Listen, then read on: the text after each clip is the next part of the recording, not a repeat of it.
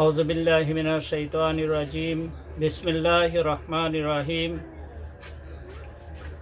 হযরত আনাস রাদিয়াল্লাহু তাআলা আনহু বর্ণনা করেন, নবী করিম সাল্লাল্লাহু আলাইহি সাল্লাম এমন একটি গাছের পাশ দিয়ে যাচ্ছিলেন যার পাতাগুলো ছিল শুকনো।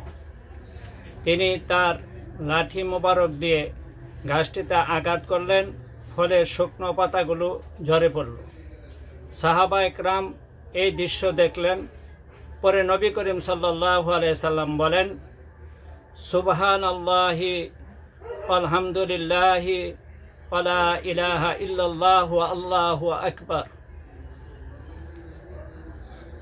এই কালেমা মানুষের গুনাহসমূহ এইভাবে ঝরে ফেলে দেয় যেভাবে গাছের শুকনো পাতাগুলো ঝরে পড়ল।